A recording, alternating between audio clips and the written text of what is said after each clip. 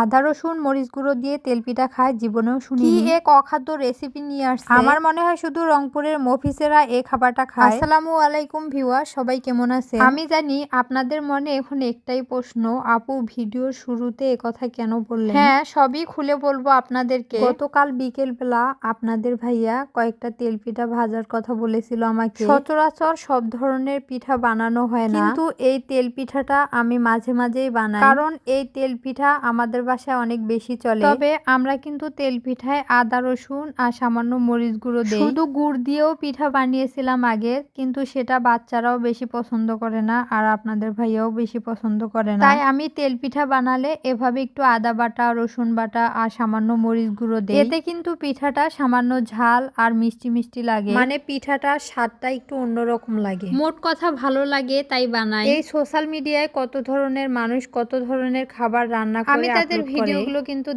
দেখি যে তাদের রান্নার ধরনটা একটু অন্যরকম, কিন্তু কখনো কাউকে ছোট করে কথা বলার মতো মাথায় চিন্তা ভাবনা আসে না। আমি এটা মনে করি এক এক এলাকার রান্নার ধরন এক এক রকম হতেই পারে, তাই বলে তাদের রান্নার ধরন দেখে এক গাদা বকা দিয়ে চলে আসবো। এই সোশ্যাল মিডিয়াটা কিসের জন্য ভাই? পুরো বিশ্বের সব কন্টেন্ট ক্রিয়েটররা তাদের লাইফ স্টাইল, রান্না বান্না এগুলো তুলে ধরার জন্য, আর যারা ভিউয়ার্স আছে তারা অন্য এলাকার লাইফ স্টাইল সম্পর্কে জানতে পারে, অন্য এলাকার রান্নার ধরন দেখতে পারে। যদি শিক্ষণীয় বিষয় থাকে শিখতে পারে, আর শিক্ষণীয় বিষয় না থাকলে, ভালো না লাগলে স্কিপ করে যেতে পারে। তাই বলে কারো মনে কষ্ট দিয়ে কাউকে এভাবে কথা বলা তো যাবে না। এই যে তেলের পিঠার ভিডিওটা একটু আপলোড করেছিলাম, মানে ভিডিও বলতে ছোট একটা রিলস আপলোড করেছিলাম, তো সেটা দেখে আমি রংপুরের মফিজ, অখাদ্য, কুখাদ্য আরো কত ধরনের কথা বলে, যাই হোক, যে আপু এই কমেন্টটা করেছে সে আপুটাকে বলতেছি, আপনাকে আল্লাহ তাআলা হেদায়েত দান করুক, আপনাকে আল্লাহ তাআলা সুস্থ রাখুক, ভালো রাখুক, এই দোয়াই থাকবে আমার পক্ষ থেকে। তো যাই হোক, অনেক কথা তো হয়ে গেল।